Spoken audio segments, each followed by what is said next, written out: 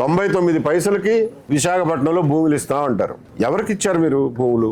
మీదంటూ ఒక ఆ పాలసీ ఉంటే, ఐటీ పాలసీ ఉంటే, బాబు 99 పైసలకి ఇక్కడ భూములు దొరుకుతాయి, ఎకరానికి ఇన్ని ఉద్యోగాలు, ఈ రకమైన ఉద్యోగాలు, ఐటీలో మినిమం శాలరీ ఎంత ఉండే ఉద్యోగాలు ఎకరానికి ఇన్ని క్రియేట్ చేస్తే ఎవడొచ్చినా గానీ 99 పైసలకి ఇస్తాము అని చెప్పి మీరు ఏమన్నా అనౌన్స్ చేశారా?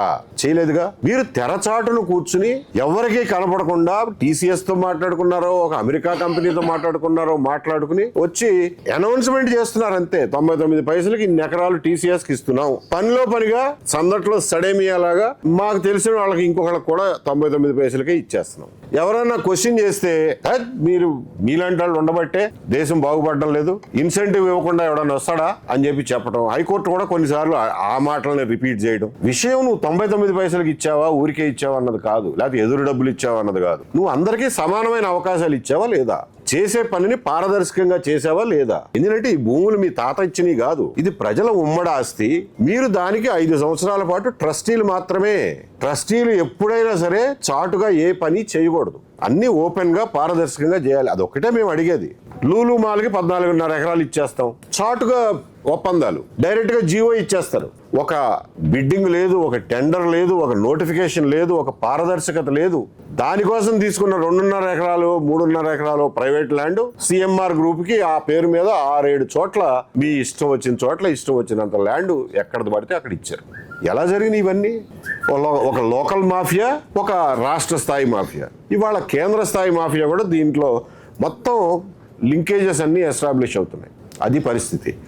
నేను ఇంతకు మించి మిమ్మల్ని మీ టైం తీసుకోదలుచుకోలేదు. రిషికొండ ప్యాలెస్కి 500 కోట్లు ఖర్చు పెట్టారు. కట్టడానికే ఓ పెద్ద కాంట్రవర్సీ. అదొక తప్పుడు ప్రాజెక్ట్ అని అందరికీ తెలుసు. 500 కోట్లు ఊరికే దారపోసారని కూడా తెలుసు. అది జగన్మోహన్ రెడ్డి గారి నివాసం ఉండటానికి ఒక ప్యాలెస్ గా తప్ప ఎందుకు పనికిరాదని కూడా మనకు తెలుసు. కానీ ప్రభుత్వం మారిన తర్వాత 2 సంవత్సరాలు అయింది. ఇప్పటికైనా దానికి ఒక ప్రత్యామ్నాయ ఉపయోగం వెతకాల్సిన బాధ్యత ఈ ప్రభుత్వానికి ఉందా లేదా? ఏం చేస్తున్నారు 2 సంవత్సరాల నుంచి? మంత్రివర్గ ఉపసంఘం వేశారు. ఎన్ని రోజులు పడుతుంది? ఆ వచ్చిన కంపెనీలకి, ఆ TCSకో ఇంకొకరికో ప్రస్తుతానికి వాడుకోండి, దీంట్లో ఉండి ముందు ఉద్యోగాలు తీసుకురండి, ముందు మా పిల్లల్ని కూర్చోబెట్టి ఉద్యోగాలు చేపించండి అని చెప్పి చెప్పొచ్చుగా. లేదంటే KGHని ఎక్స్టెన్షన్ చేయండి, KGHని ఎక్స్టెన్షన్ చేయండి, ఒక సూపర్ స్పెషాలిటీ హాస్పిటల్ వింగ్గా వాడుకోండి, అందులో ఒక మెంటల్ హాస్పిటల్ బ్లాక్ కూడా పెట్టండి.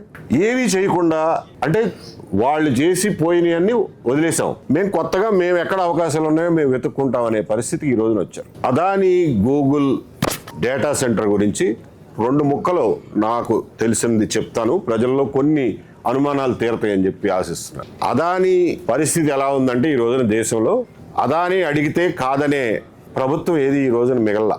ఏమన్నా ఉంటే గింటే నా ఈవెన్ ప్రతిపక్ష పార్టీలు రూల్ చేసిన దగ్గర కూడా నా ఉద్దేశంలో వాళ్ళు కాదనే పరిస్థితిలో లేరు. అదాని కేసు వస్తే దాన్ని సత్వరం ఒక కొలిక్కి తీసుకొచ్చే ధైర్యం కూడా చాలా కోర్టులు కోల్పోయినాయి.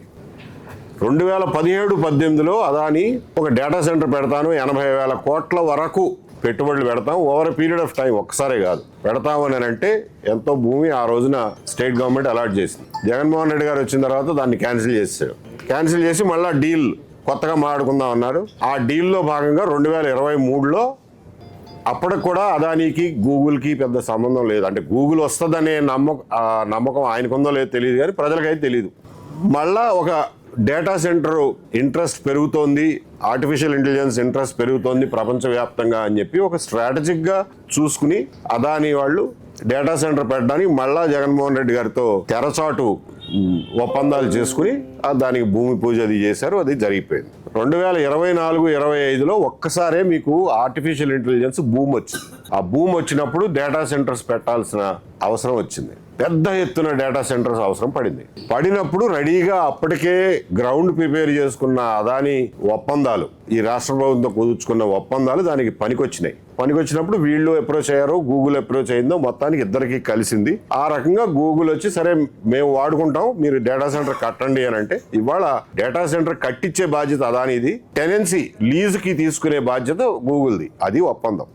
కాబట్టి ఇందులో నేను తెచ్చానంటే కొట్లాడుకు సావటం కాదు. దానివల్ల మనకి ఏంటి ఉపయోగం, మంచి ఏంటి చెడు ఏంటి అని ఆలోచించడం విజ్ఞుల లక్షణం. కాబట్టి మనం ప్రజలుగా మనం ఆలోచించాల్సింది ఏంటంటే ఈ డేటా సెంటర్ 1 గిగావాట్ అంటే 1000 మెగావాట్స్ 1000 మెగావాట్ల సామర్థ్యం ఉన్నటువంటి డేటా సెంటర్ అది.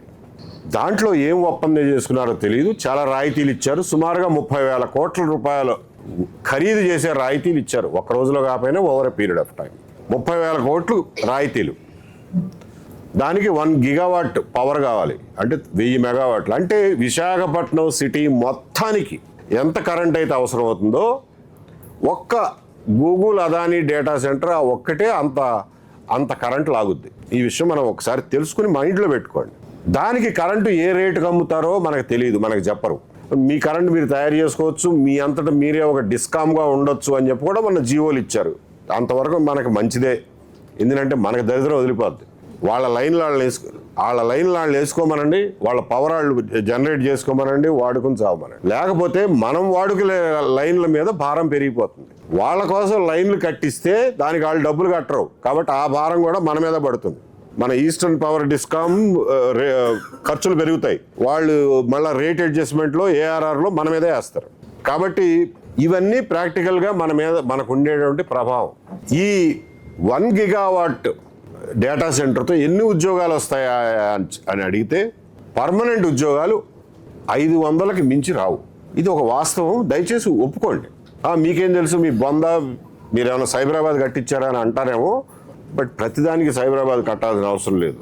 2 రోజులు 4 అని చెప్పడానికి సైబరాబాద్ అక్కర్లా. వచ్చే ఉద్యోగాలు 500. దానికి పరోక్షంగా పోనీ ప్లంబర్లో లేకపోతే ఏసీ మెకానిక్లో అట్లాంటి వాళ్ళకి ఉద్యోగాలు వస్తాయంటే వస్తాయి, కానీ డైరెక్ట్ ఉద్యోగాలు 500. దీన్ని నేను కంపేర్ చేస్తున్నా. గత సంవత్సర కాలంలో క్వాలిఫైడ్ ఇంజనీర్లు స్టీల్ ప్లాంట్ని వదిలిపెట్టేసి ఈ ఉద్యోగం మాకు వద్దు, ఈ జీతాలు పెంచట్లేదు, ప్రమోషన్లు ఇవ్వట్లేదు, అసలు మాకు జీతాలే ఇవ్వట్లేదు అని చెప్పి వదిలేసిపోయిన ఇంజనీర్ల సంఖ్య 500. ఇప్పటికీ నెలకు 20 మంది వెళ్ళిపోతున్నారు. స్టీల్ ప్లాంట్ గురించి మీరు పట్టించుకోరు. 500 మంది వెళ్ళిపోయారు సంవత్సరంలో. 500 ఉద్యోగాలు ఇచ్చే, ఇన్ని భారాలు ఉన్నటువంటి 500 ఉద్యోగాలు ఇచ్చే గూగుల్ అదానీ సెంటర్ గురించి మీరు ఎన్ని పేపర్లు తగలబెట్టారు, ఎన్ని పేపర్ల నిండా మసిబూసి రాశారు. ఎన్నిసార్లు వింటాం ఈ ఊదర. అంటే ఏది ప్రజలకు ఏది అవసరమో, ఏది తక్షణమైన అవసరమో కాదో మాకు తెలుసుకోలేనంత పిచ్చోళ్ళమా? ఎన్ని లక్షల ఎకరాలను మీరు ఎండబెడుతున్నారు ఆ 10,000 కోట్లు ఖర్చు పెట్టకుండా? మీరు 30,000 కోట్లు ఒక్క అదానీకి మీరు రాయితీలు ఇస్తామంటున్నారు. 10,000 కోట్లు మీ దగ్గర లేవు. పొలాలకు నీళ్లు ఇవ్వరు. పొలాలకు నీళ్లు ఇస్తే 3,50,000 ఎకరాలు ఈ రోజున పండితే 3,50,000 మందికి మీరు ఉపాధి కల్పించినట్టే కదా. అది మీ ఆలోచనలోకి రాదు, అది మీ లెక్కల్లోకి రావు. అది జీవనోపాధి కాదు మీ ఉద్దేశంలో. మీ ఉద్దేశంలో ఐటీ పేరుంటేనే జీవనోపాధి. స్టీల్ ప్లాంట్లో వెళ్ళిపోయిన వాడు మనిషి కాదు. ఇది పరిస్థితి. కాబట్టి అదానీ ఒప్పందం వల్ల ఈ సిటీ మీద, ఈ రాష్ట్రం మీద భారం పడకుండా చూసుకోవాల్సిన బాధ్యత మన మీద ఉంది.